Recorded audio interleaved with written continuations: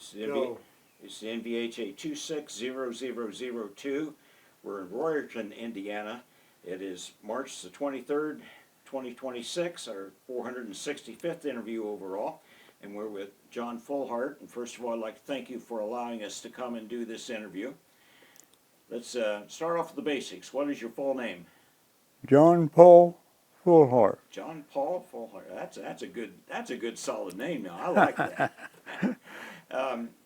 Were the John or the Paul? Were those family names? Were you named after? Well, my grandpa was named John. Okay. Yeah. Yeah. Yeah. Yeah. Well. Yeah. And what year were you born? 1926. 1926. And what was your highest rank in the military? Technician, corporal technician. Okay. I see her on my. Okay. Yeah. Yeah. I should have got that off of there. Well, Corporal Fullhart, where were you born? In Hamilton Township, not very far from where I live right now. Ah. And then my main place of home was on DeSoto Road. We had my father had a sand and gravel business and ready-mix concrete business. Okay. And Yeah. So you were born at home, I take it. Yeah, I was born at home. Yeah. Well, any chance was your mother there at the time? Pardon? Was your mother there when you were born? Well, I guess. Okay. Tell me a little something about her. What was her name? Her name was Lavina White, her maiden name. Okay. Yeah. What would you say about her? Was she a quiet person, an outgoing person? She was, she loved the Lord. She was,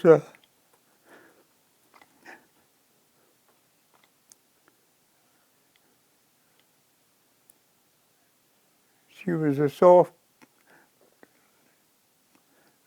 spoken lady,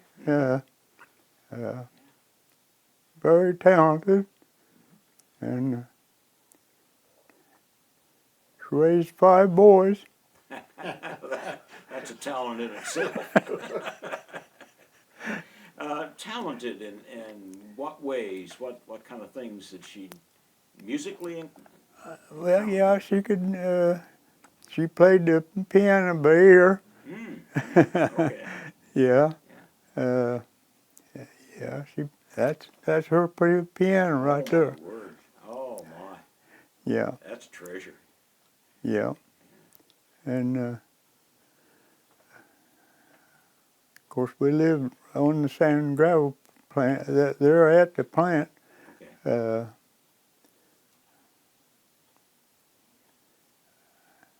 My father first built a sort of a garage building.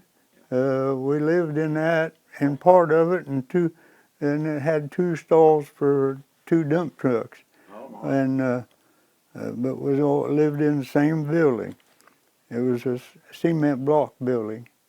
And then in 1940, he built a regular home, a nice 2-story home. Yeah, he was.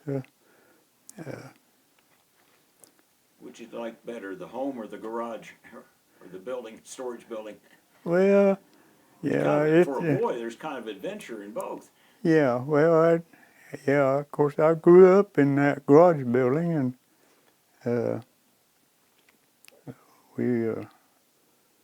that was started in 1931, and we lived there until 1940 in that building, and then moved into the home. So what was your father's name? Ralph Emerson. Ralph Emerson. Oh, there. Yeah. Named after famous people all the way along there, aren't you? Yeah. Yeah. Well. Yeah. What did you tell folks about him? What kind of a guy was he? He was he only went to school the 8th grade. He was a great engineer. I got pictures I could show you what he built.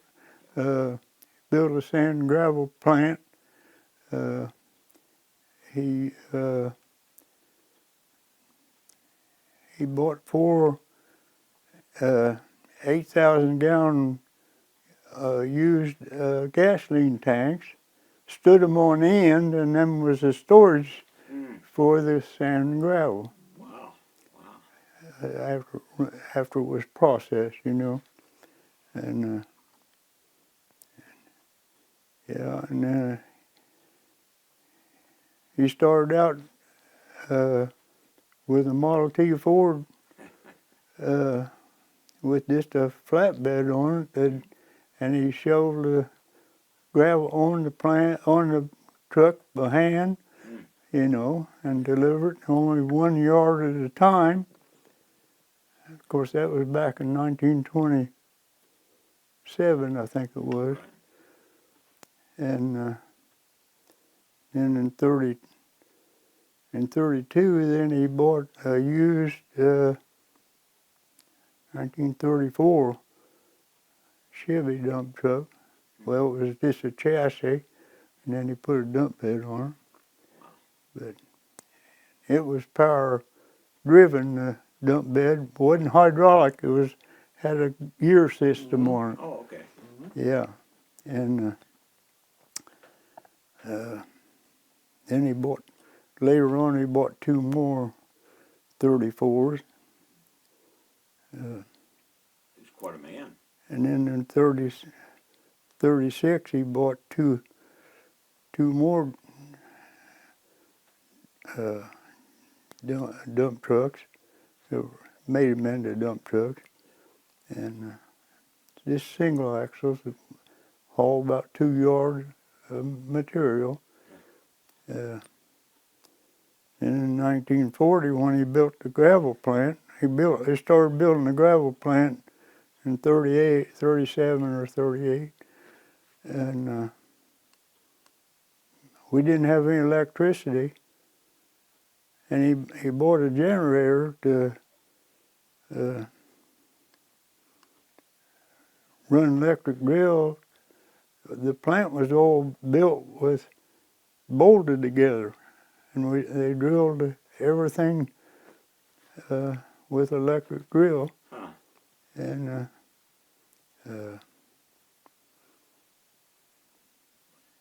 later on, of course, they got an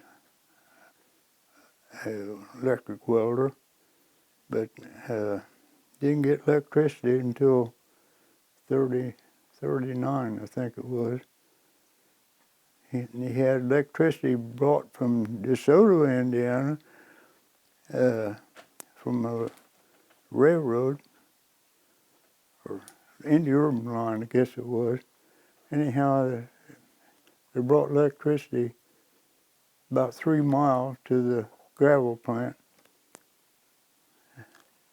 and he paid for that. Now, where was the gravel plant from here? It was on DeSoto Road, just east of 67. Okay. They called it Fullhart Road for a long time, Oh, and then really? they changed it to DeSoto Road now. Oh, okay. Yeah. Is it still there? Yeah, oh yeah. It goes to IMI Sand and Gravel now. Ah, okay. Yeah. We've come across so many fellows who say, well, my dad only went to the 8th grade, and they do these fantastic businesses and building projects. Oh yeah, he was a great engineer. Mm-hmm. After we, after we got the electricity,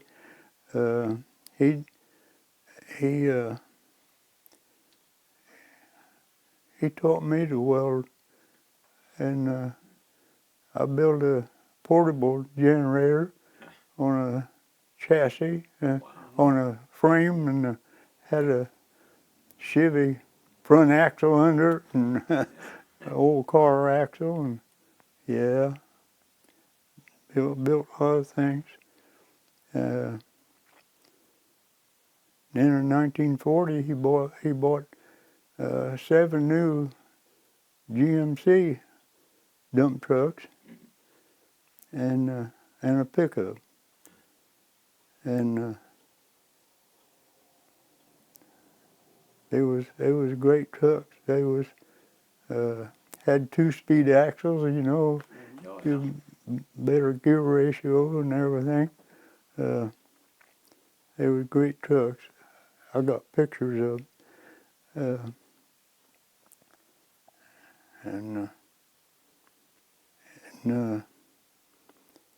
And when I became, well, I was in 1940, when after he got those new trucks, he gave me the job of servicing them.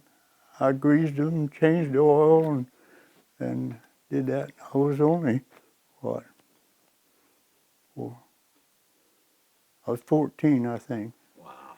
13 or 14. Wow. Yeah. And made enough money, I bought me a new bicycle. How long before you put a motor on it? Wasn't too long. I can hear that coming. Yeah. Made a lot of motorbikes and motor scooters and so forth. Well, then when I became 16, at that time I'd be 42, I think. All these truck drivers, they drafted them in the service. Mm-hmm. Didn't have any truck drivers then. Mm-hmm. So there's 4 of us boys that lived in the neighborhood that went to school. Whenever he got on a defense job to haul ready mix or sand and gravel, Right. we'd stay out of school and get that delivered and go back to school. Yeah. How about that? When we were 16, and we got chauffeur's license when we was 16. Oh my word. So Boy, you'd have to go through all kinds of loops and whistles to get that done today. Do you know how your parents met? Pardon? Do you have any idea how your parents met? No, I don't. Yeah. I don't know. Some do, some don't. I don't remember. I got picture. He driving his dad's 1923 or 24 Dodge touring sedan to pick up my mother. Yeah. Well, I hope you have that out in the barn. That'd be something to see. We had that over at the gravel pit for a long time, just sat back there. And when I was a kid, I'd go back there and sit in that car and act like I was driving, you know. Yeah. So anyhow, yeah, that's so I graduated and went ahead and drove dump trucks and ready mix trucks until I was graduated from school. After I graduated from school, I graduated in 1944 and worked that summer with the business, and in September I got drafted. In September I got drafted, so I went to Camp Robinson, Arkansas. Okay, well, let's not get too far ahead. I'm going to back up and get a little more family history before we get into the military. Okay. You talked about your grandfather's car? How well did you know your grandparents on either side of? Oh, real well. He used to live right there Oh, on wow. that lot there Oh, that's next great. to me. Uh, Sometimes in the evening, uh, he uh, he had cows and he milked cows, and he in that old car he delivered milk around Rorton here. Bottled milk with a paper top in it. Oh yeah.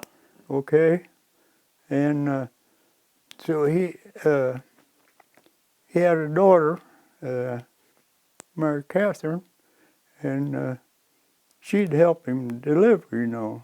Sometimes she wouldn't had something else to do of an evening, from school or whatever, and so Grandpa would ask me if I'd go home with him and help him deliver milk. Yeah. So I'd come home and stay with him all night and deliver milk and then go to school next day. That'd be fun for a boy. Yeah, yeah. Yeah, he had, I think he milked 3 or 4 cows. Yeah, cooled the milk and delivered it and whatever. Now, this is your grandpa Fullhart, or? Yeah, Okay. And Grandpa John Fullhart. what about Now your he was a twin brother. He had a twin brother. Did it really? Yeah, Huh. Tom. Yeah. Any other twins in the family? No, I expected that and never did. Never did have none.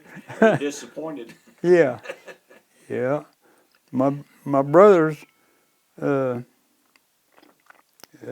they all had girls, Mm. Yeah. and of course my wife and I had a son and a daughter. But that was, Did you know your grandma Fullhart very well, or? well, yeah, pretty well. Yeah, Well, you I remember about knew her family real well. Yeah, yeah. And her family lived in Muncie, and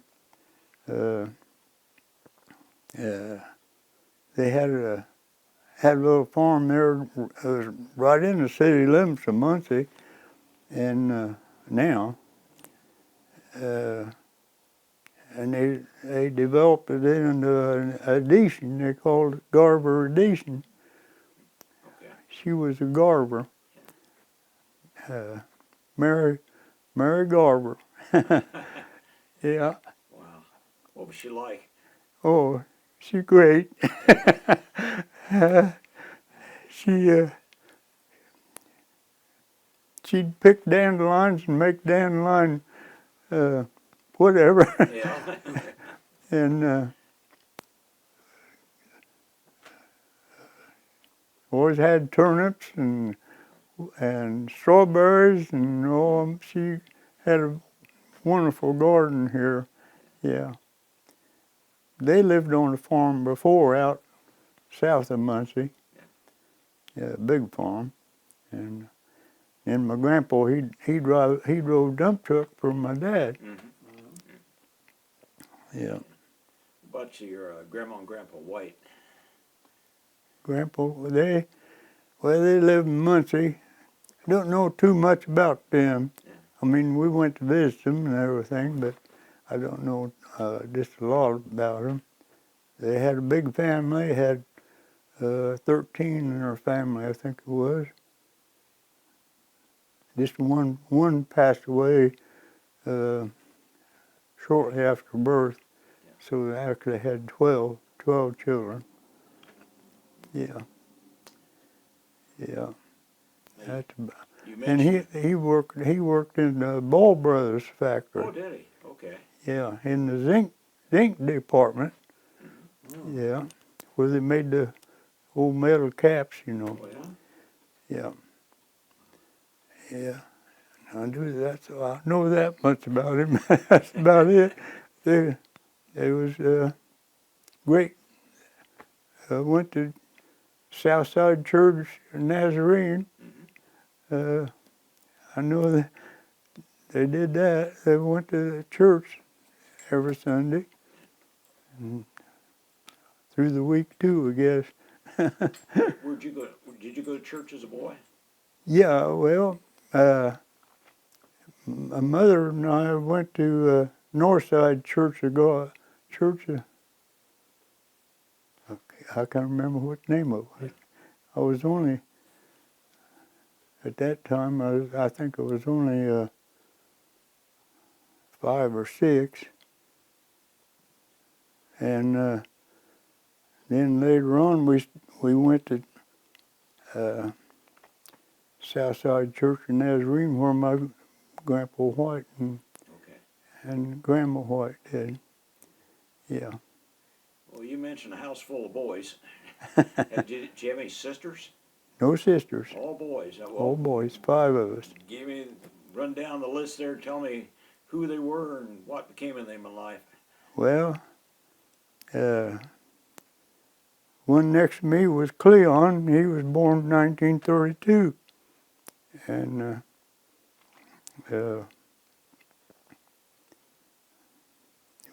we worked together after he graduated. He farmed for a year or two with my dad. My dad bought a farm after he sold the gravel plant. Okay. He sold the gravel plant to J&K Stone, which is Irving Brothers now. Mm-hmm. And so then he went to the farm. That was when I went to service. Okay. And he leased out to, well, before that, before he sold it, when I went to service, he leased the gravel plant and then the resin mix plant. Okay. And when I came back from the service, we started, after 5 years, he leased it for 5 years. After 5 years, we took it back over and operated it until 1955. Then sold it to J&K Stone. Okay. Then he went to farm. And my brother Cleon, after he graduated, he farmed with my dad for a few years. And then, well, my next brother was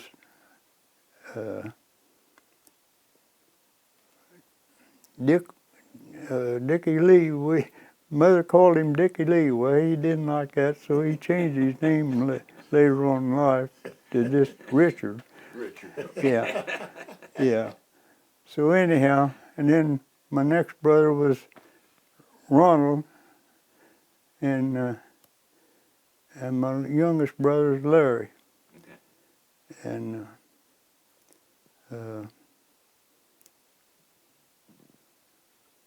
Cleon and I, we worked together after my father sold the gravel plants and everything. We worked together and we had dump trucks and excavators and whatever. And Ronnie went in with us too after he got graduated. And Larry, he stayed on the farm. Larry and Dick did. Dick stayed on the farm, and Ron and Dick both worked for me after they graduated. So, and Ronnie, he went to factory, and Larry he went to Navy, and then after Navy he worked for Watkins products. He sold Watkins products, and then he started hauling motorhomes. He lives in Alabama now, and Ronnie lives in Newcastle. Wow. And then Cleon, he had diabetes bad. he operated equipment, had a lot of, had about 10 dump trucks and earth movers and everything, and had a big business, but he had diabetes bad, and didn't take care of his life. He didn't eat right, and made it worse, you know. And then he finally lost his kidneys, and so anyhow, he passed away in '05. And Dick, he worked at a fertilizer plant, and after he retired from the fertilizer plant, he started driving a green truck for an elevator over at Matthews, and then he got some health problems and found out he had cancer in his colon, and so anyhow, after that, things didn't go good, and he passed away in '09. So there's just 3 of us left now. Yeah. That's amazing. You had a rock solid foundation growing up. Yeah. So good parents and Yeah. sound like pretty good brothers you had. Yeah, and Larry, he married and they had 1 child, and then his wife left him, and so he's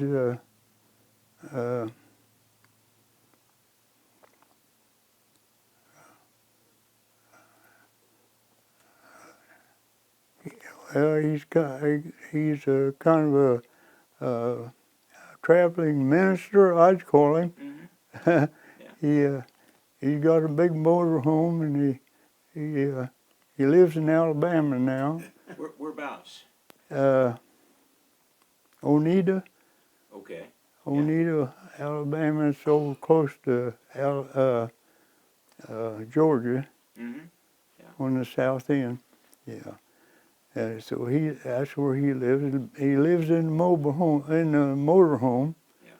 Wow. And he travels to Florida and different places, and he travels mainly to colleges and does his ministry work there. Plays the guitar. So anyhow, he loves the Lord too. Yeah. Straight and narrow and a whole lot of miles on it. Yeah. That's Yeah. a good picture. Yeah. I don't know why. I don't know why he settled down in Alabama. Never did find out why he did that, but that's where he's at. So, Yeah, and Ronnie, he worked in a factory in Newcastle until he retired, and so he's retired now. Yeah. Were any of the other boys in the military? Larry was in the Navy. Okay. I don't know too much about that, really. Yeah. The only thing I know, he was in the Navy for a couple of years. Any idea where he served? He was, I remember, I was Great Lakes, I think, Michigan. He was stationed there. Okay. I don't really know what he did. I never did ask him, really. Yeah. But anyhow, he whatever he did, we won the war, so he must have done his job well. well, whatever. Yeah, Where'd you go to school? went to Rorton. Okay. First consolidated school in Indiana. Oh, I didn't know that. Yeah. It was the first consolidated school. How many grades were in that school? 12 grades. All 12, huh? Yeah. went there all 12 years. Yeah. Cleon and I went there all the full 12 years, and then my dad bought a bigger farm down Henry County, so they went to Springport. Okay. And that's where Larry and Ronnie and Dick graduated from Springport. Yeah, so. Remember any teachers or coaches along the way that kind of helped you along, or? Well, yeah, I had one teacher especially. He was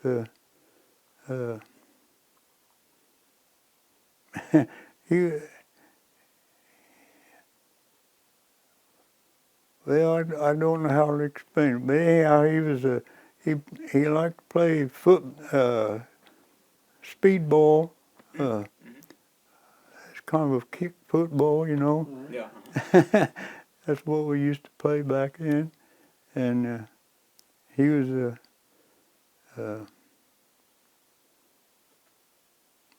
he coached basketball some and a few years, and yeah, he was he would,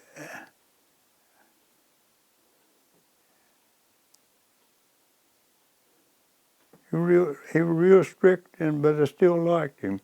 Mm-hmm. Yeah, he was a real strict teacher, and yeah. And I had a history teacher.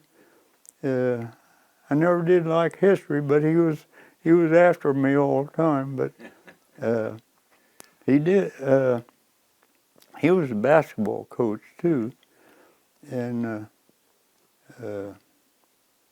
he picked me for a basketball team, senior basketball team, and so when I went home that night, I told my dad, I said, well, I'm on the basketball team, I'll have to practice some nights. No, you don't have time to play basketball. We got too much work to do here at home. And so, of course, after I got out of school, when I was going to school, even before I had license to drive, I helped stockpile gravel when I come home from school. Yeah. And so that ended that. And then, of course, I had to maintain the trucks, too. Mm-hmm. So he said, you got too much to do. Go play basketball. Yeah, you'd have been in the Hall of Fame for sure. I can just see it. You got the build for so it. So that teacher, he was a little bit disappointed. Well, but he got some good players anyhow. So what was the mascot of Royerton? Do what? What was the mascot of Royerton? Oh, Redbird. The Redbirds. Okay. Yeah. Yeah. I got a license plate on my Mustang. It says Royerton Redbirds on it. All right. There you go. And the school is Delta now. It's not even Redbird. Okay. Okay. Sure. In '67, my daughter graduated in '67, and she was the first year when they changed it to Delta. Mm-hmm. Yeah. So things change, you know. I don't like changes. Neither do I. Yeah. I don't like changes. Yeah. That's like I like the old telephone. I don't like these new telephones. Yeah. My wife teases me for having a flip phone, one of those Yeah. little ones like that. Yeah. Yeah. Now, you were old enough to have remembered Pearl Harbor when it was announced. Yeah, you know, I've tried to think. I forgot what I was doing that day. Probably working. Yeah, probably working. I can't. Uh, I know know when Pearl Harbor was, but I just don't remember what I was doing or when I heard it. Would have been on a Sunday, and it would have been probably Sunday afternoon when you would have heard about it. Do you remember hearing about it from anybody? I think my mother said something about it. She heard it on the radio. Okay. I think my mother's the one that told me. Yeah. Did you know where Pearl Harbor was? Do what? Did you know where Pearl Harbor was? Not really. Not most people didn't. No, I'm not really. I didn't, but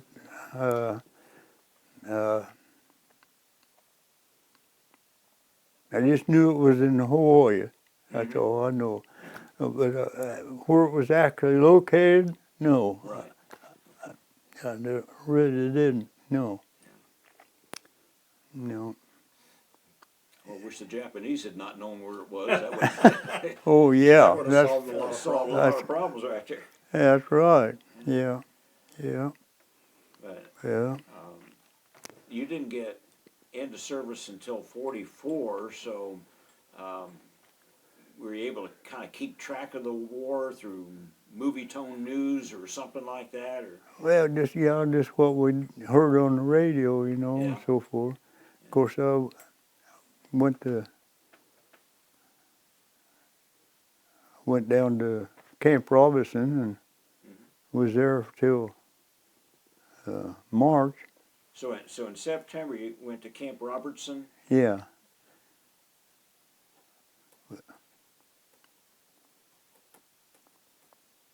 Was that in Arkansas? yeah, Arkansas. Arkansas, just north of Little Rock, Arkansas. The other garden spot of the world. Well, Yeah. I can imagine that boot camp shouldn't have been too tough for you because you were strong from your work that you'd done. Yeah, but boy, fly-by-night lieutenants, well, it got cold down there, and it rained and it got cold, and we was out there doing maneuvers, and ice got about an inch thick on the gun or rifles, and you couldn't hardly let loose our hands as froze to the rifles. Yeah. He didn't take time out. War was going on. Needed some help. Yeah, Wow. but it was rough. But and one thing I wasn't used to, them 10-mile hikes. I could go 3 and 4 and 5 miles, but boy, when it got 10 miles, that got rough. Oh, Yeah. Yeah. I had trouble with my legs. And I think that lieutenant thought I was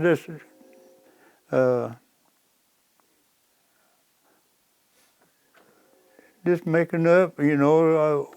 I didn't want to do that, you know. Yeah. But it wasn't that. My legs hurt bad, you know. I guess I just wasn't used to walking like that, and couldn't get used to it. So he put me on KP. Oh, yeah. Yeah. So, but that's all right. So what'd you have to do on KP? Well, most time I had wash them pans and so forth, and then peel potatoes. Everybody peels potatoes. I don't think they ever ate the potatoes. They just peeled them. Yeah, yeah. And then Well, it was okay. I could take it, and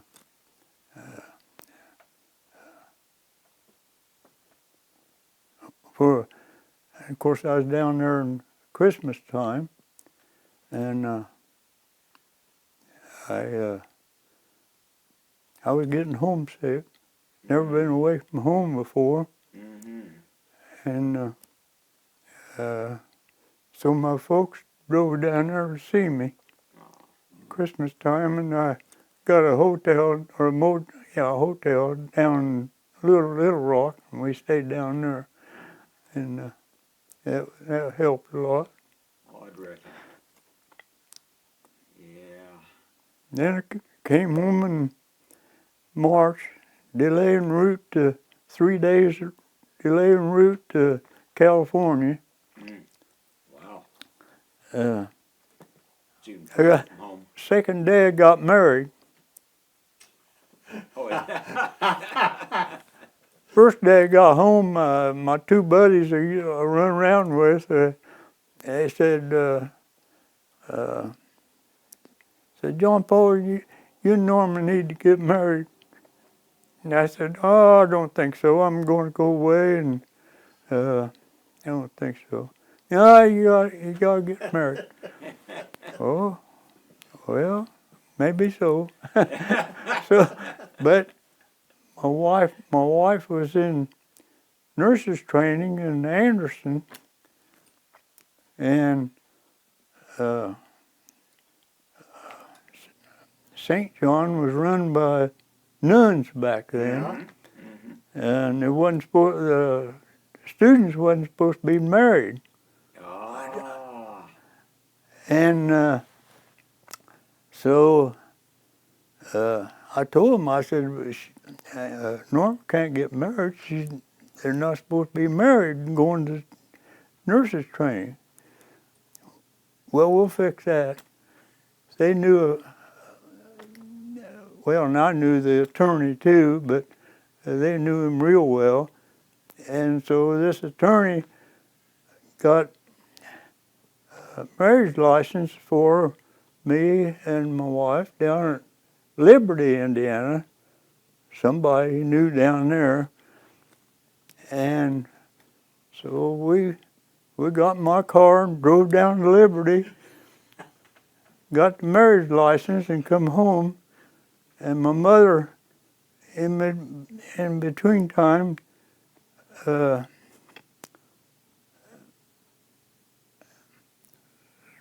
brother's wife's dad was a preacher. So we went to shoot, I can't even think his name now. Anyhow, went to his house, went to my uncle's house, and got married there that night. And next day, got on the train and went to California. Whereabouts in California? You know, I was trying to think of that the other day. Fort Ord, California, I think. Yeah. Fort Ord. I think it's Fort Ord. But I'm not real positive, but I think that's where Well, it's at. it's out there. Yeah. While we're in the business of getting married, what was your wife's name? Norma Louise Fleischer. Norma, what was the last name? Fleischer, Fleisher.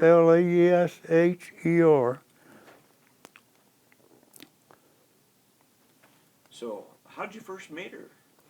Well, she came to Rorton her senior year, and we rode on the same school bus. But we just rode on the same school bus every other month. She lived in Center Township, and I lived in Hamilton Township. The Hamilton Township bus picked her up one month, and the Center Township picked her up the next month. I never heard of that So arrangement. every other month I didn't get to ride with her. So I got acquainted with her on the school bus. Yeah.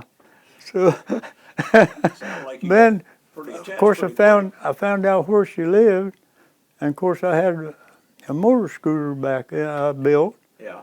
and the gravel pit was here on one road, and she lived on the other road right straight through from us, and this was farm ground in between, but there was a lane that went through, Yeah. and it came clear through to where the gravel Yeah. pit was.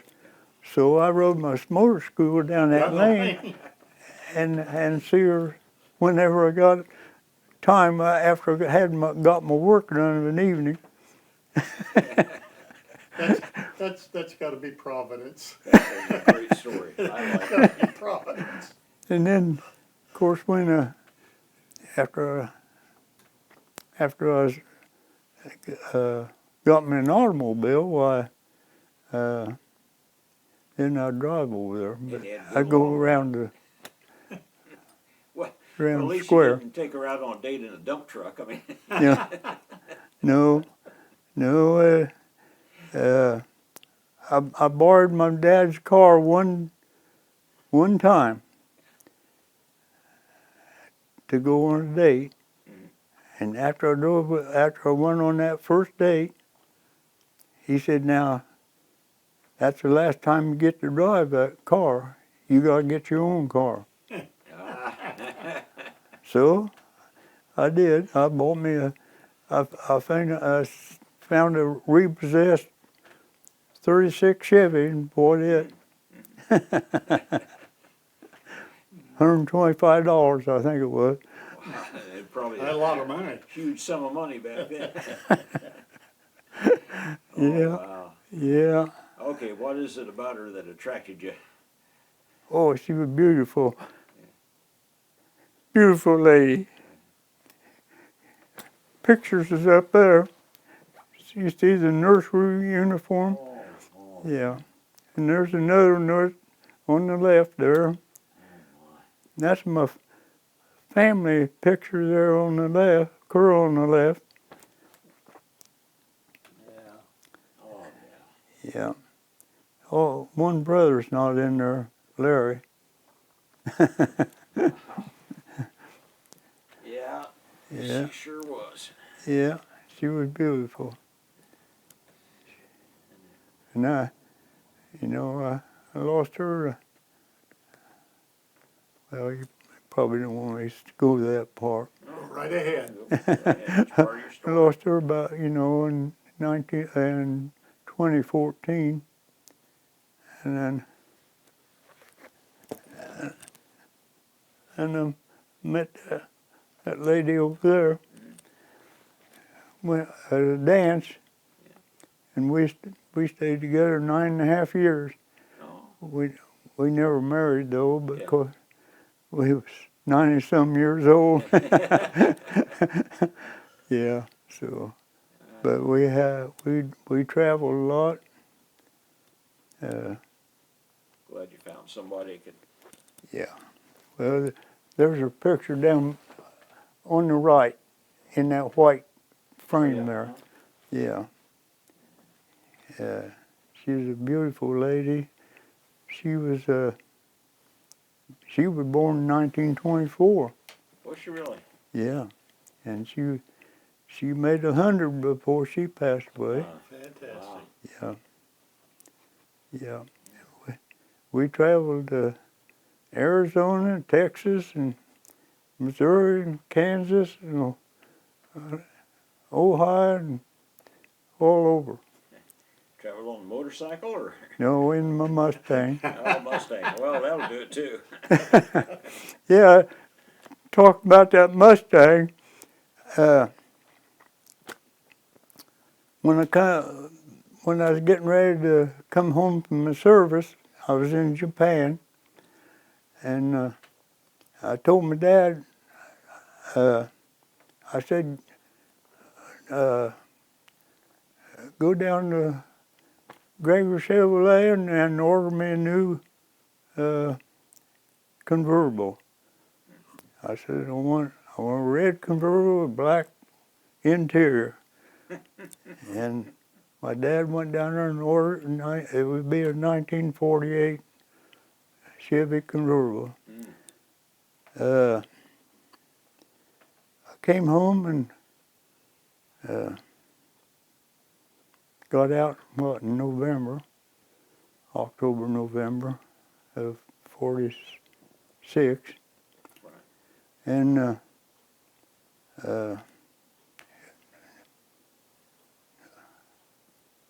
would have been a 47. I guess it would have been a 47 Chevy then. Anyhow, came home and they said, I went down to Gregor Chevrolet to see when my car would be in. They said, well, it'll be in April. So I said, okay. So I had a little Chevy. It's sitting. That's a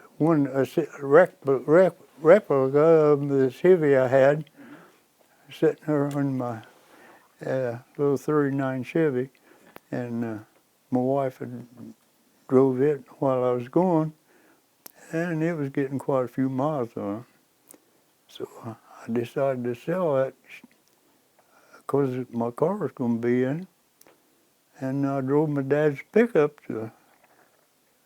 I worked for a excavating company after I got out of service for a while, and so I drove my dad's pickup to work, and so every 2 or 3 weeks I'd go down and see if my car had come in yet, after April. It hadn't came in yet.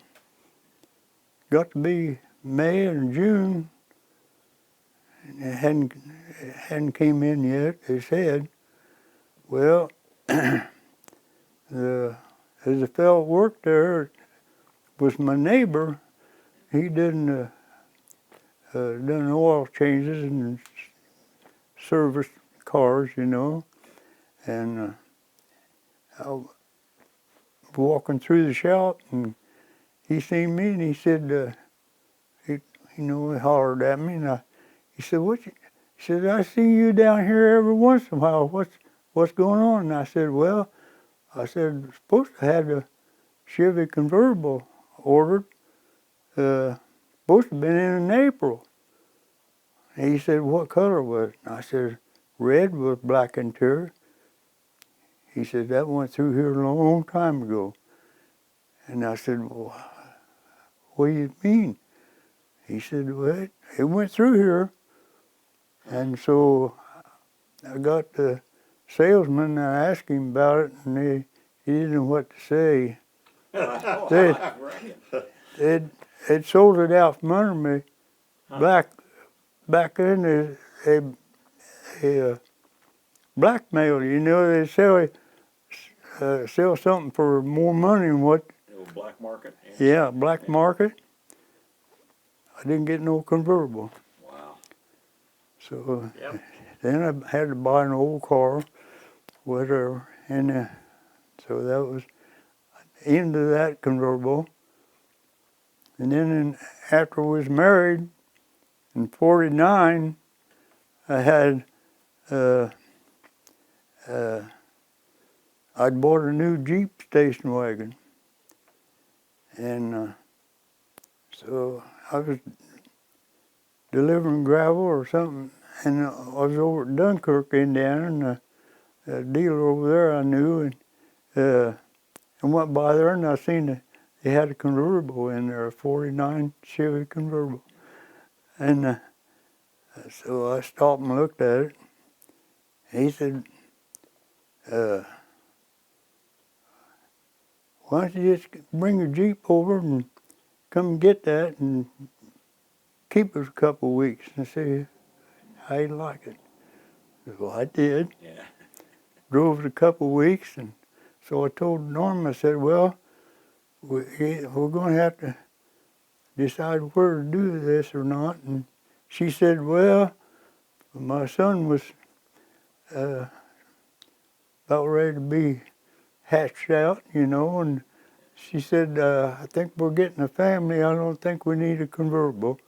So I didn't get, Oh, no. so I didn't get that convertible. So then, after my wife passed away, make a long story short, after my wife passed away, she had a 94 Park Avenue, and it was getting quite a few miles on it, and so I went over to Honda to get some antifreeze for my motorcycle, because we got a Honda motorcycle, and this Mustang convertible was sitting there, and boy, I got to look at that. And I went over and looked at it, and thought, well, I don't know where I need that now or not. So, but anyhow, the salesman, he caught me before I got away from it, and he said, you like that? And I said, yeah, I like that. I always wanted a convertible. But I said, maybe not now. So I went in to get my antifreeze and come back out, and he had a license plate on it. He said, while you're here, you might as well take a ride in it. Oh. So I said, okay. So I took a ride in it. Well, we couldn't make a deal. I didn't think the deal was right. So I said, no, I don't think so, not at that price. And so about 2 or 3 days later, he called me and said, what kind of a deal would you like? And I told him, and I knocked off about 2,000 or what. I thought, well, they won't take that. About 2 or 3 hours later, yeah, they called. Said, yeah, you bought a convertible. Oh, boy. So I finally got my convertible after 60-some years. Perseverance. That's a virtue. Yeah. So anyhow, We that's the end of that. Talk about your marriage. How many children did you have? I just had David and Kathleen. Okay. Yeah. Yeah, we had David and Kathleen. David, he's 78. He'll be 79 this July, and my daughter's 76, 77, 76. Yeah, yeah. My mother didn't like it when I turned 63. She was 96 at the time. Yeah, my daughter lives out in Missouri. Okay. Yeah, and just about 30 miles northeast of Kansas City. Okay. Yeah, she's been out there about 14 years. They lived in Butler, Pennsylvania before that, about 6, 7 years. Her husband's work changes places for him, and so they had changed. They went from Muncie to Pennsylvania, and then from there to Missouri. Yeah. Yeah, he's a computer fantastic. He worked for a company that puts paint on the metal for siding and Sure, yeah. and so forth. Yeah, when they come here to visit, he'll get his computer out and just to find out where the factory's running right or not.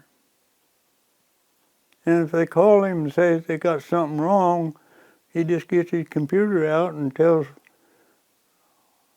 them what to do to get it back in operation. That's way above me. Well, it sounded like they both did pretty well in life. Yeah, doing pretty good. Yeah. That's great. Yeah. Well, let's see. Last we were in Fort Ord, California. Now, Okay. did you take Norma with you? No, Okay, I didn't know if she was able to go along. no, or not. no, no.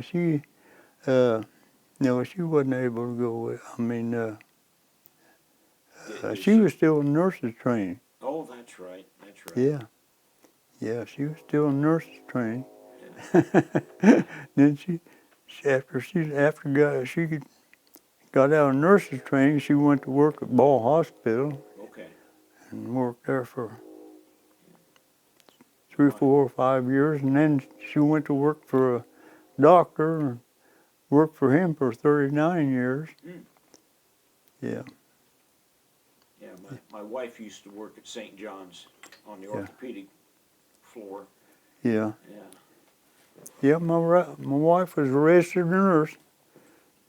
She was a registered nurse, and she did a lot of private duty work too Okay. before she went to work for the doctor, where people get out of the hospital and then need somebody to give them shots and so forth, whatever. She did that for about 3 years, I think. Well, Good work. yeah, she, Now, you went to Fort Ord for advanced training, I take it. no, No? just overnight. Overnight and gone, huh? Yeah. Oh, boy. So, from In the my- overnight, and where'd you go to when you Got left? on the ship and we were supposed to go to the Philippines, Oh, my. and so they told us that Jap submarines was headed us to a different direction. We went to Australia and sat there in the Australia harbor for, I can't remember, 2 or 3 or 4 days or something like that.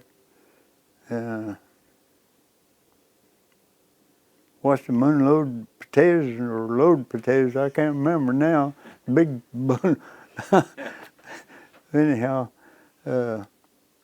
that's all they did there. But anyhow, after we left there, then we went to the Philippines, Okay. to Manila. And then from Manila, we got on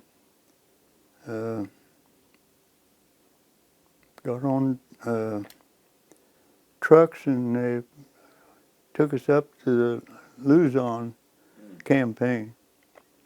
And after we got up there, that night we camped out among a bunch of artillery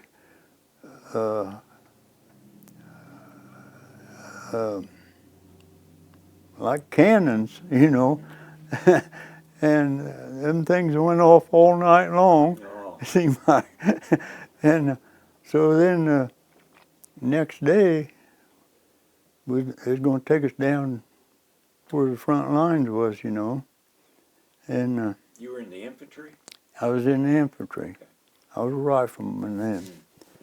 And the lieutenant that was taking us, he wouldn't know if anybody was be interested in the mortar squad, gunner, and so I'd had training on it, and so I volunteered for gunner on the mortar. Yeah. Of course, I had to carry it. It was a knee mortar, Oh. Yeah. and took my rifle away from me and gave me a pistol. I thought, boy, this is not no good. Yeah. So anyhow, but then we took it down a mountainside. Man, it was, I don't know how in the world we ever made it down, but we did. And got down to where they camped us out. We pitched pup tents, and And I think it was the next day or a couple of days anyhow, went out and fired a few rounds of mortar and come back and camped out there.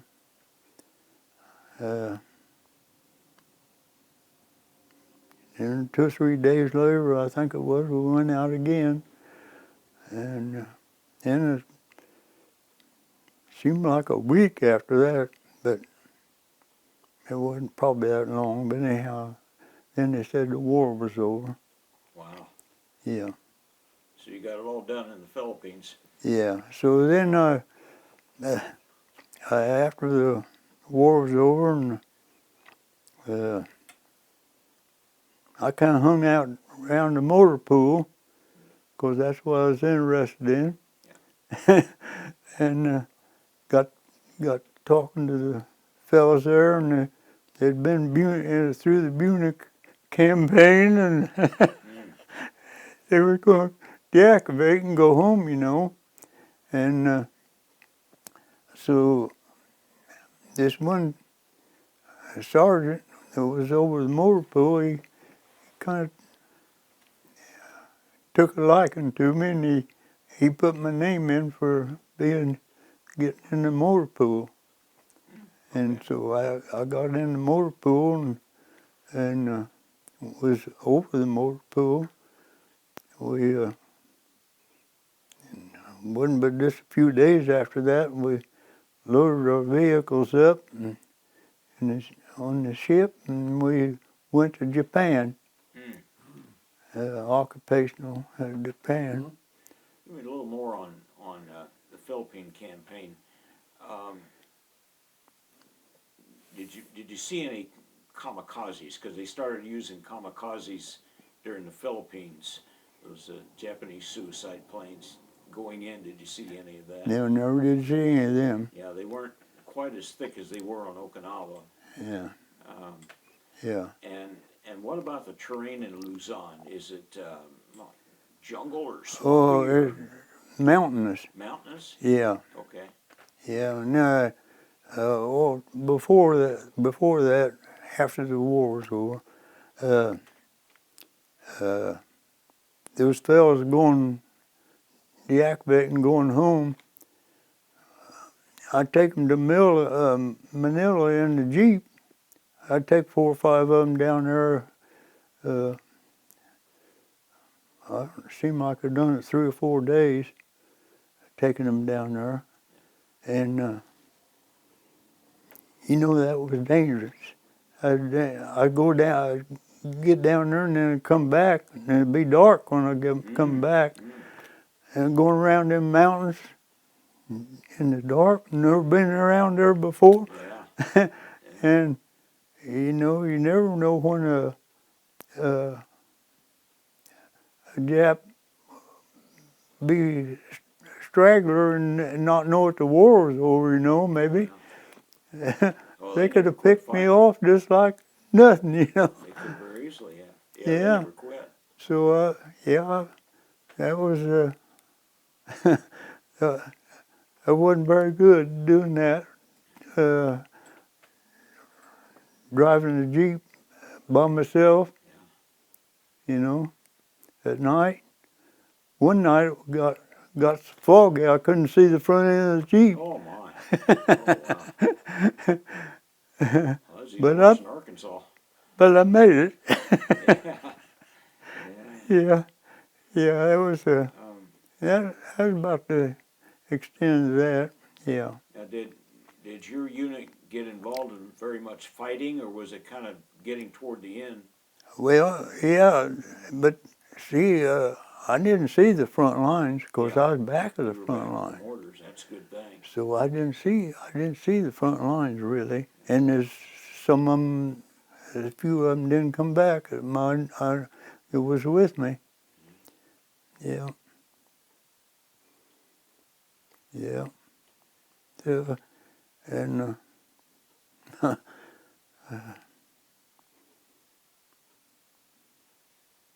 yeah, I'd heard that the Philippines was a pretty tough place to be. Yes, it was. Just Yeah. the terrain and Oh yeah. hard to get supplies Well, in and out. it was dug out in the mountains. Yeah. The Japs was dug out in the mountains. I could see some of them, the places where they'd been dug out. Yeah. So, I also heard that Manila was pretty much a wreck. yeah, I didn't see too much. I just seen I went to where they were going to ship them out, you know. It wasn't too bad right there, but yeah, I could see some there, but not much. We interviewed this one guy. He said there was a couple of jokers that they knew that there was a safe inside of a bank in Manila, and they were going to get that money in that safe. So they went in and they rigged it to blow up. When they blew up the safe, the whole building came down. Oh, whole building come down. Oh my. They were very popular with their Yeah, it officers. wouldn't be very good. Yeah. Well, that was about the extent of my service there. Yeah. Yeah. I was just lucky to get in on the tail end of it. And I was lucky what I had to do.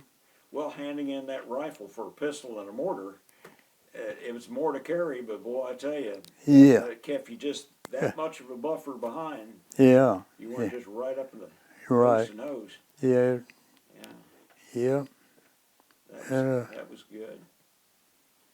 Your mama must have been praying well for that one. Oh, I bet. Yeah. Yeah. You went for occupation duty. You left the Philippines Yeah. in September, maybe, of '45. Yeah, it was in, I think it was, probably 1st September, I guess it was, Okay. Yeah. Where'd they take you? What part of Japan? Kokura. Okay.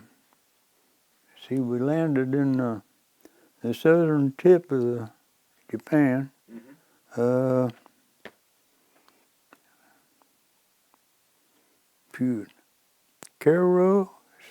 Kero, or something like that. Yeah.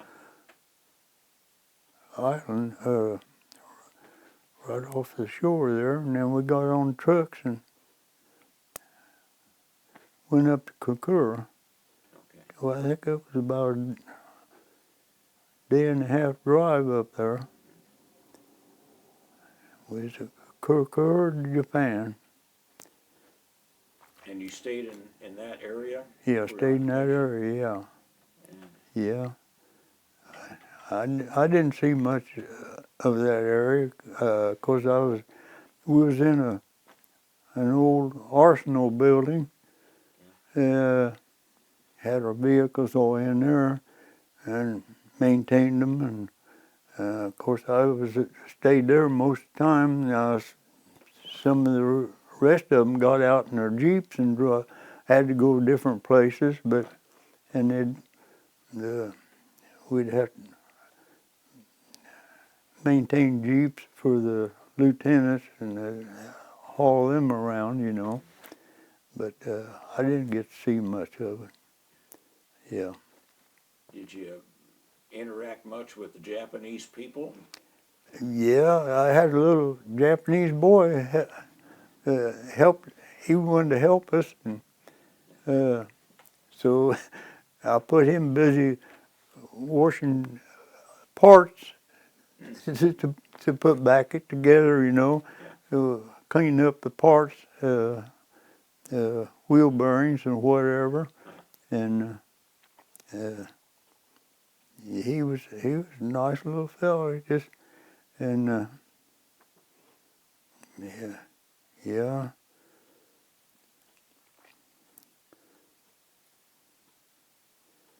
They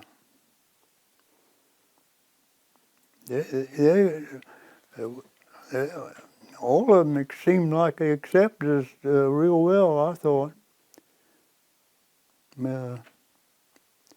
No, I've heard that the guys who fought them in the Pacific Islands and wound up on occupation duty treated them better than the guys coming over straight over from the States and never having been in the war. yeah, That they respected they'd been pretty tough fighters, yeah, but they were helping the families that didn't have enough to eat, and yeah, yeah. The only thing, uh, I did run the garbage truck and go and take garbage out to they had a disposal. They burnt all the garbage. We just take it out there and just dump it in that disposal plant, and it had a big stack, and it burnt the garbage. It wasn't like we do, take it out here and yeah, got some good out of it. yeah. Well, I think they probably got the gas off of it somehow. Maybe, I don't know. So, how long were you on occupation duty? Well, let's see, I got there in September, and then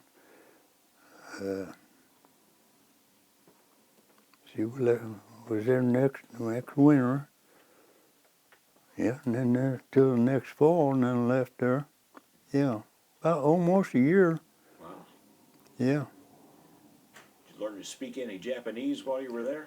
Oh, just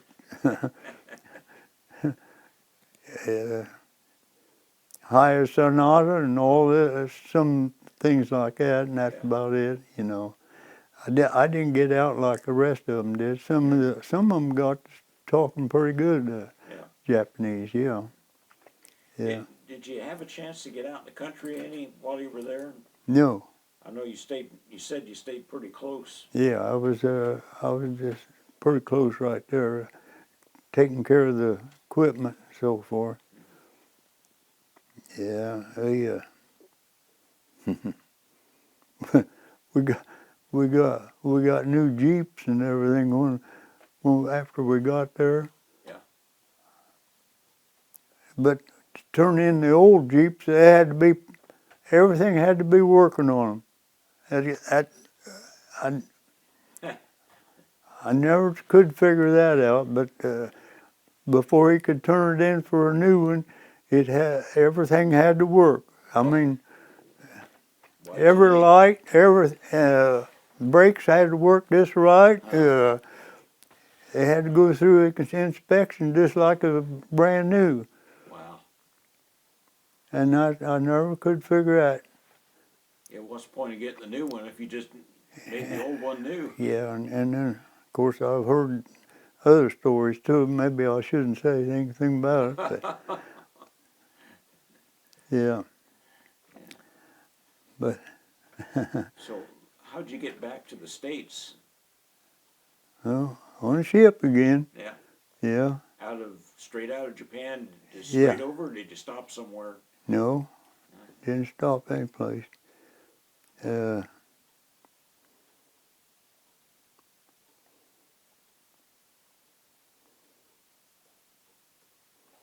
No.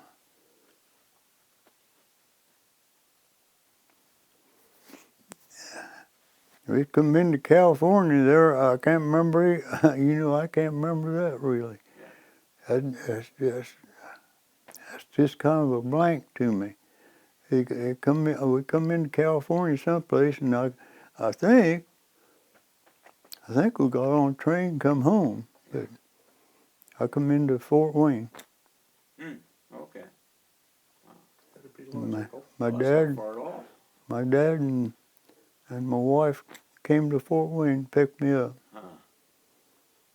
Well, I bet that was a moment in your life. Oh yeah, yeah, yeah, Wow. yeah. How'd you handle being out on the ocean that long? You get seasick or anything? No, Good for you. I going from Philippines to Japan, I went down and helped the butcher prepare meat for the to eat, for the next meal. Yeah. So I spent a lot of time down, and it was down Yeah. in the lower part of the ship. Oh, when I fastened them trucks and equipment down in that boat ship going over to Japan, Yeah. when one of the 1.5 ton Dodge trucks, single wheels, when we got it off, the radiator was leaking on it. What happened? We put a cable across the front end of it to hold it down, and it was too close to the radiator and knocked a little hole in the Wore a hole in it. wore a hole in the radiator. Yep. Okay, we took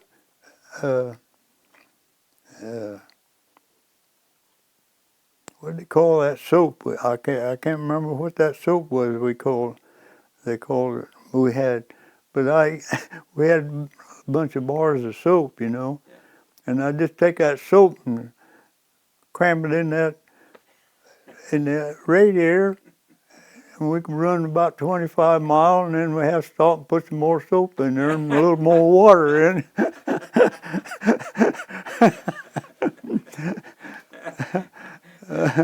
But we made it okay. Didn't hurt. Was that lye? I can't remember what they call that soap now. Yeah. I think it had lye in it. Yeah, I if think it remember did. right. It's kind of like the old lye soap Yeah. that we used to make by hand, What did they call that? Go ahead, I'll think. Yeah. Dad used to say poor people have poor ways. That'd be right in there with it. Anyhow, that's yeah. I forgot to mention that. But anyhow, that's what happened. But yeah, it was a good time to go when we got home. A good time. Yeah. Well, now might be a good time to take a little break, and I want to make sure that poster gets on, if nothing else. Okay, you gonna stop? Yeah, let's stop. Go. Okay, this is your honor flight poster. Hadn't changed much at all, has he? Not really. Okay. Okay, now I'm gonna come in.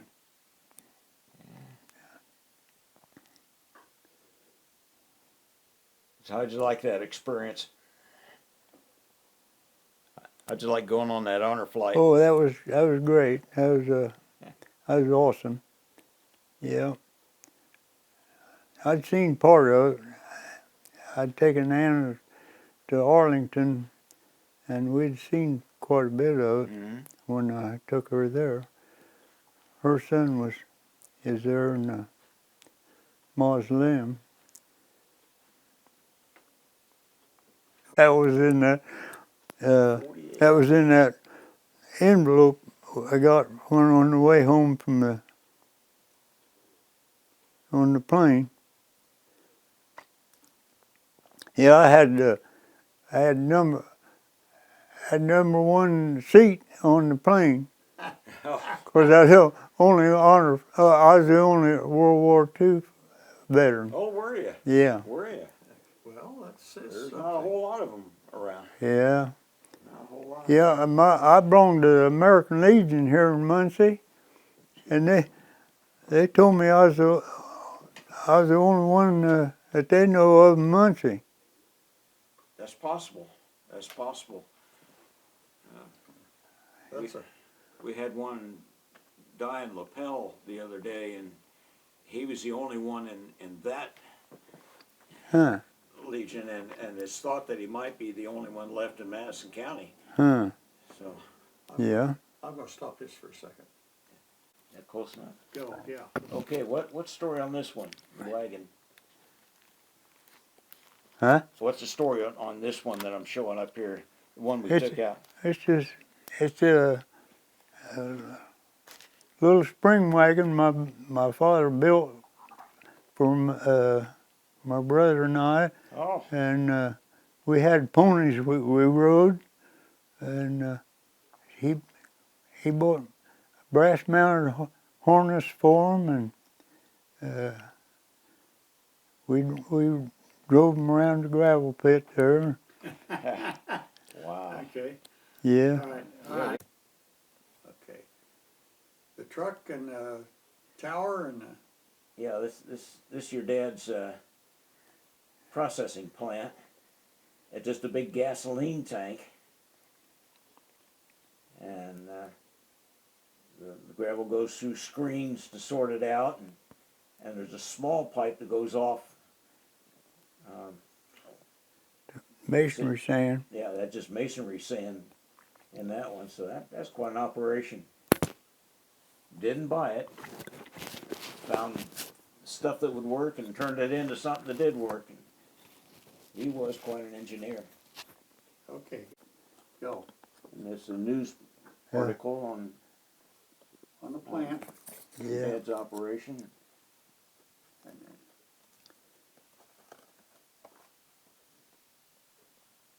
There's the sand separator.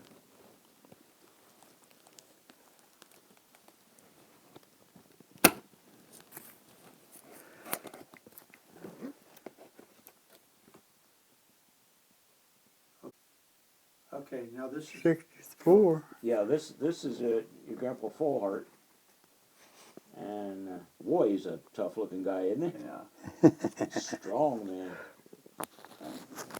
Of course, you work in a dairy. Dairies aren't for wimps, that's for sure.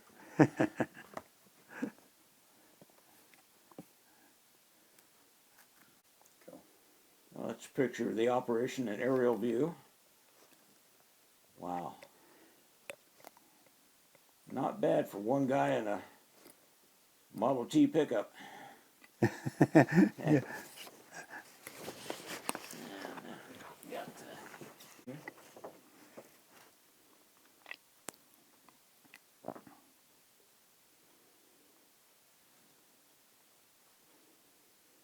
Okay,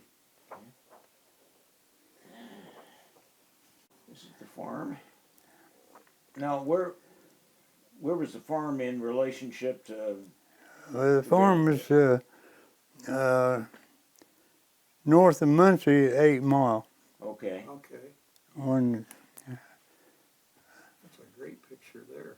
So what's the story on all these aerial shots? Did you hire somebody to do it, or you knew somebody with an airplane, or? I don't know. My dad had it done. I don't know who he got it done from. Yeah. Well, if I know your dad, he probably built his own drone. I'm on. Okay. This guy sitting next to me was Trucker of the Year in, was it 2011? Yeah. And how old were you? Well, it was 2011. I see. I'll be 9 and 6. I've been 85, 84, Wow. something like that. And Trucker of the Year for Yeah. the Yeah. for the Yeah, Indiana Aggregates give me that. Indiana Aggregates. They give me that little truck there too. Oh, okay, yeah. A million miles behind the wheel. That's unreal. Wow. That's Got it. unreal. Just hang on. Hang on. Don't get carried away. Oh, I gotta see if I can get better than that.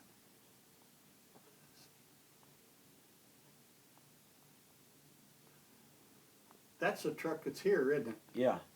Yeah. Okay. Oh, I'm glad we got that on. I am really glad we got that on. Okay, I'm on. Well, here's that picture of that cute girl down the lane that you chased after on your motorcycle. Oh, man. She is pretty. How many years were you married?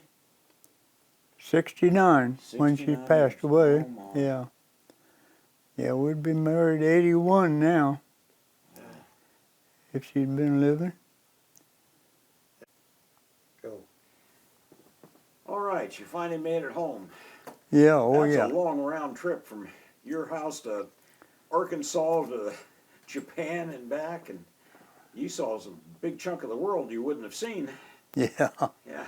yeah, a lot of ocean. Yeah. And you finally got home, and you say your dad and your wife met you in Fort Wayne? Right, Yeah.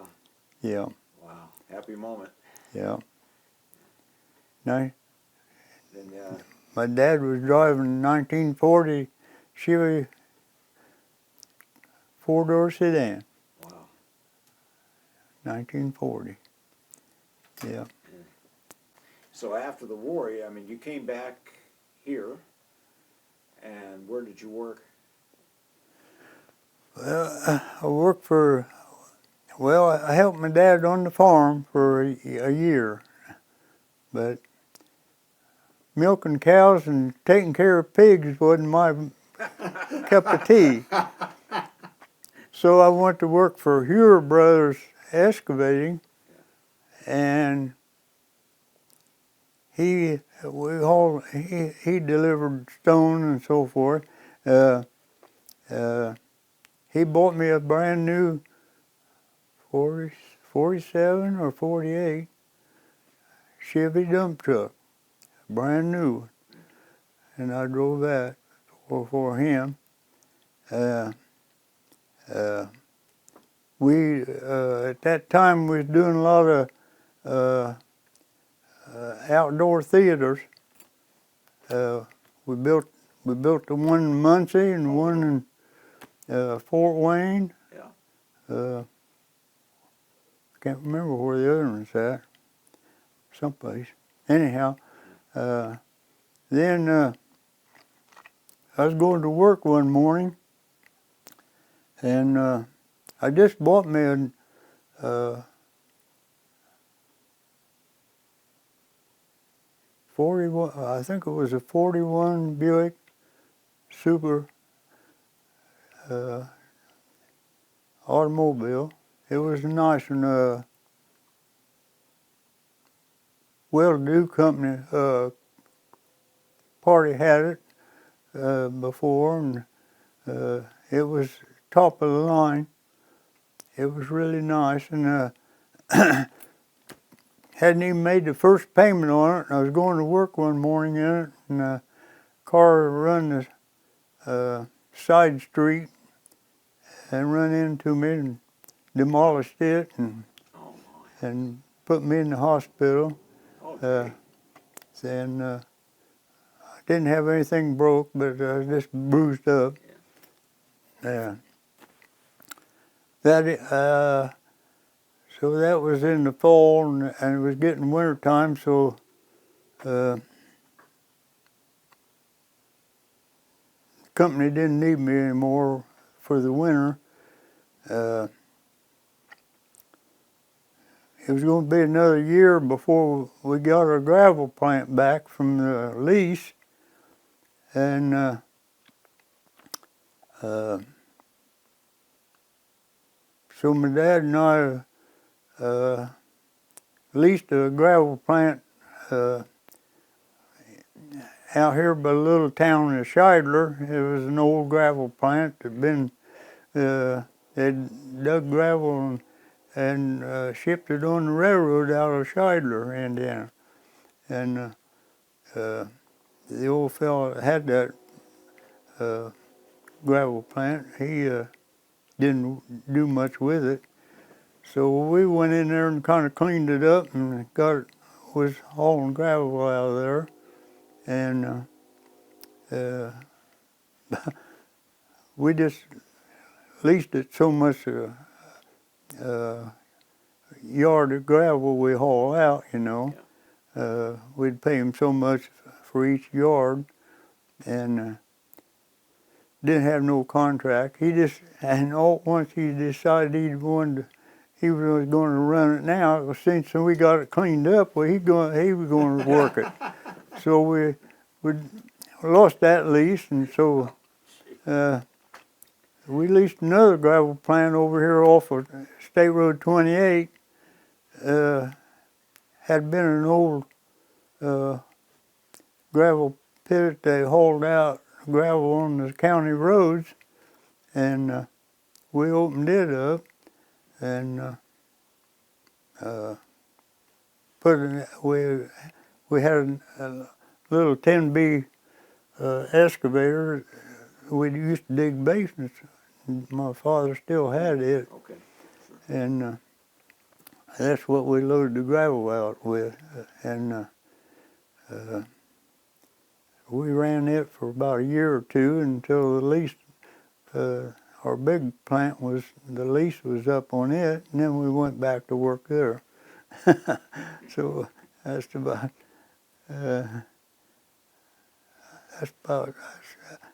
So did you stay in the gravel business? well, we pretty much? stayed in it in the ready-mix business until 55, and Jane K. Stone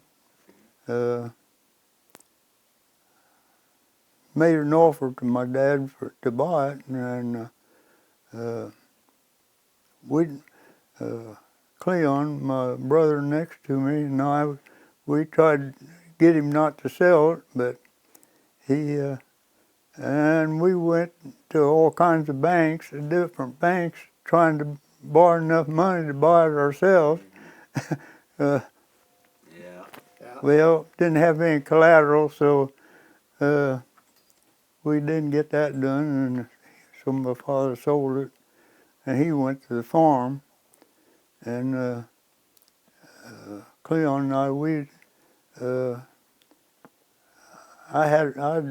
I kept one dump truck out of the business, and I delivered gravel and top dirt and fill dirt and whatever, and I worked for IMI for about a year until they found out what all I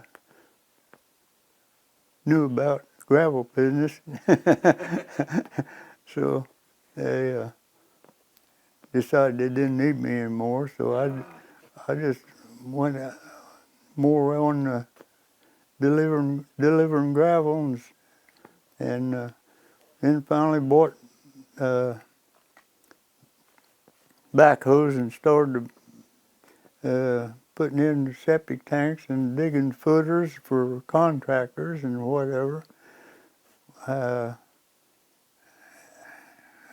And I was hauling fill dirt to fill in yards and so forth for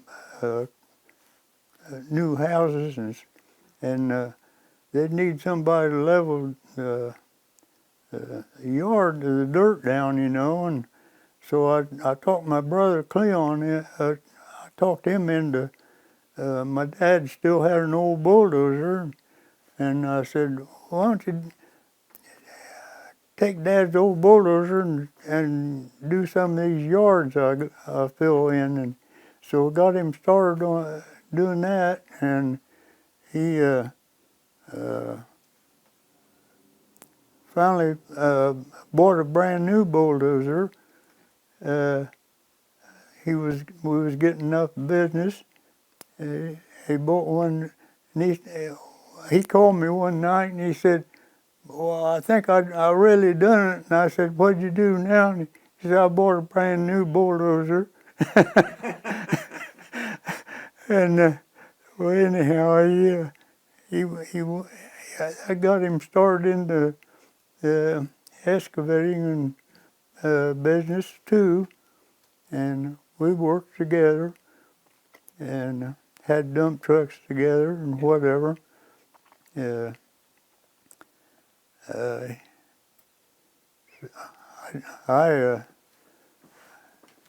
in 1970,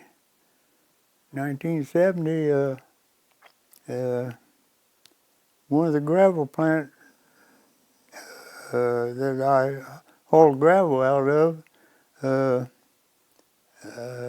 Park Sand Gravel, he said, JP, why don't you buy a ditching machine and put in tile. And I said, oh, well, I said, I know these, a couple of these other fellows that does that. I don't want to go in competition with them.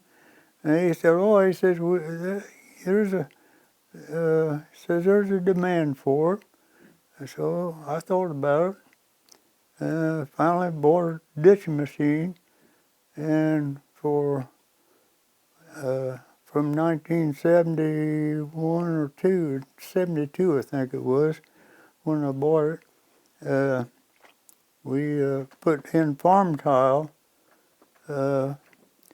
for until 1998.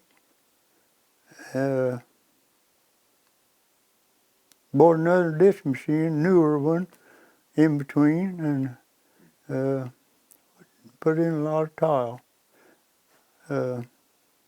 Then I was getting a little problem with my knees, walking the plowed fields and so forth, Oh, yeah.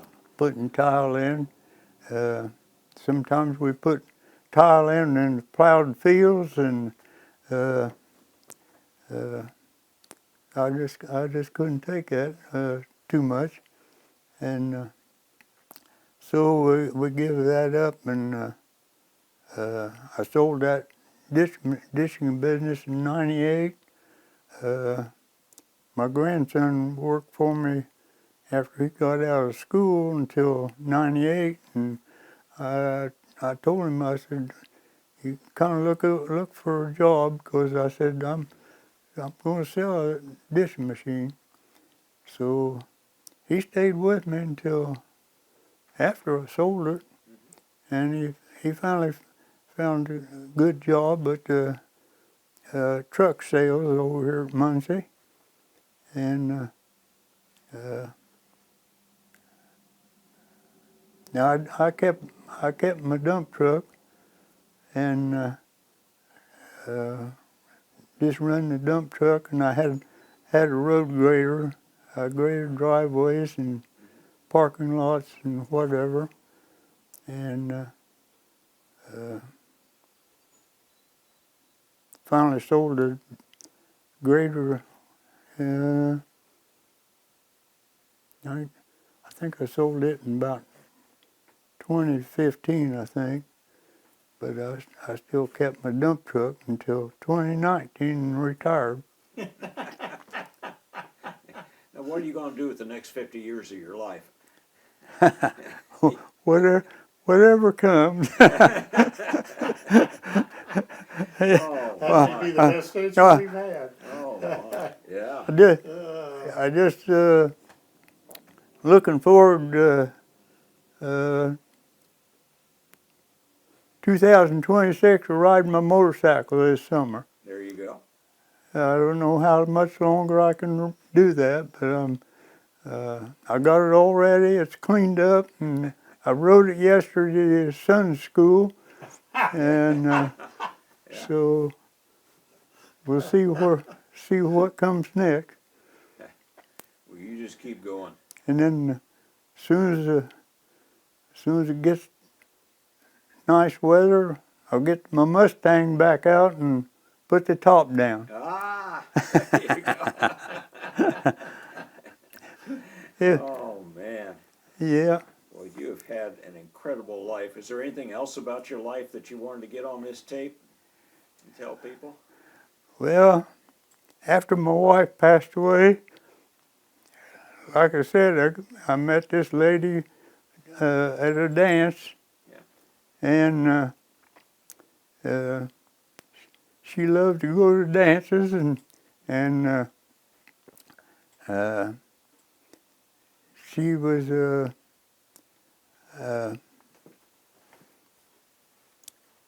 she was a great lady. Everything I wanted to do, she was in for it, and everything she liked to do, I was ready to do it. You know, whatever. We liked to travel together, and We never married, but we was together 9.5 years.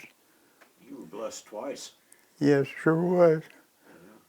And I took her places that I took her to see an aunt that she hadn't seen for 30 years. I took her with me to Arizona to see my 2 nieces that I hadn't seen for about 20 years, 15 years maybe. And we traveled to see her sister in Arizona, in Ohio, and we just loved to be together. My daughter didn't accept it just too much at the start, but my son thought it was just wonderful. He and his wife just thought it was great that I met somebody like Anna. She had 4 children. One was in the army. He retired from the army, but he got cancer, and so he was in Arlington Cemetery. I took her there to see where he was, because she was in the hospital at the time, and didn't get to go there. And I took her to see that, and we just enjoyed doing, and she just loved to ride my motorcycle. We rode motorcycles. We've been a couple of years since 2019 of the motorcycle group, who's road riders, and they just. And what was her name? Anna. Anna? Yeah, her last name was Golfinette. Okay. And the Golfinettes had reunions every year, and I just loved going to them reunions. Oh, yeah. Yeah. And all her daughter passed away, and her second son, he passed away. So they're all going too, all but one. Her youngest son, he's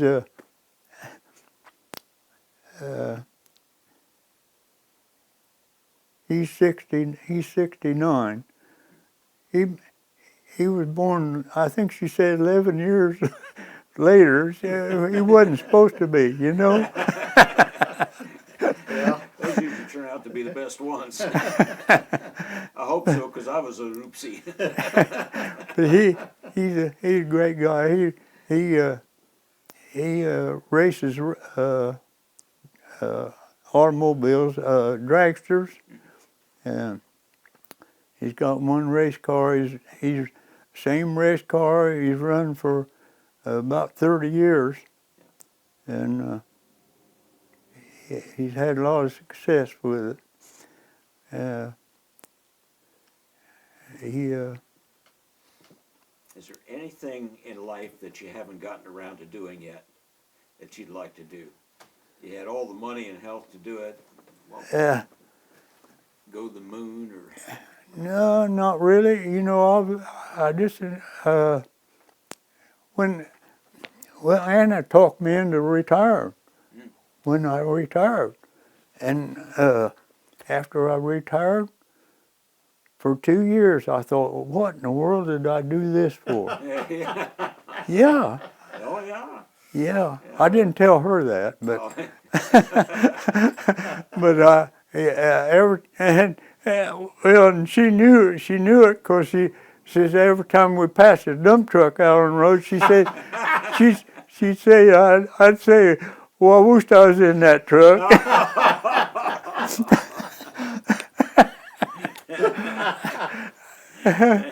Yeah, yeah, she never will let me live that down. Yeah, and you see what I did after I sold my dump truck. You see what I bought? I bought a dump trailer. You did? I just put on behind my pickup. Haven't used it too much though. But I think I probably 15 loads since 1921. I bought it in 21, and so it's hauled about 15 loads. But we got a lot of good use out of it. We had some trees that we came down, old trees, and we cut them up and put them in the trailer and hauled them to the landfill where they reprocess them. And Well, if you told anybody your age, they'd think you were lying. they do all. You get around well. You know, it's funny when I go to the dance. You'd be surprised how many ladies wants to dance with me, because they hear that I'm a 90-some-year-old man, you know, and some of them's only in their 50s and 60s, you know, and I'll be sitting there not getting up to dance or ask somebody, you know, and so they come and ask me to dance, you know, and I said, why did you want to dance with me? And she said, well, I heard that you was in your 90s, and I said, yeah, quite a ways, and I said, I'm 99, and they won't believe me. They will not believe me. I can understand why. Well, this last Saturday night, I went to the dance, and there was several different ones that I had never danced with before. And after I'd left and came home, I got to thinking, you know, there's eight different ladies asked me to dance that night. Yeah. Well, I'd say 5 of them did. The other 3 or 4, I asked them to dance, you know. But but there's 8 different ladies danced with me last Saturday night. I can't believe it. Any fella can dance around all the ladies half his age is doing okay. Yeah. But there was 1, 2. There's 3 different ones Saturday night I had never danced with before. Wow. 3 different ones. Yeah, one of my nieces was there, and I danced with her. And I tell you, and this one lady I danced with, she was from west of Kokomo. She lived west of Kokomo. And I said, what you doing? What you doing way over here in Alexander? She said, well, I like to come over here to this dance floor. Yeah. We always ask our veterans to say a few words for posterity. You got any words of wisdom or kind of a personal philosophy that you've gone by? Well, I just try to do what I think the Lord wants me to do. Try to be fair with everybody, and I love everybody. I can say I don't know that I got an enemy that I know of. Oh, Bart, I want to thank you for this interview, for your service to our country, and for Yeah, living to some pretty good standards in your life. yeah. Well, I try to do the best I can, Yeah. and don't know how many more I'll get, but I'll keep at it. Yeah. Well, you've done pretty well. Yeah.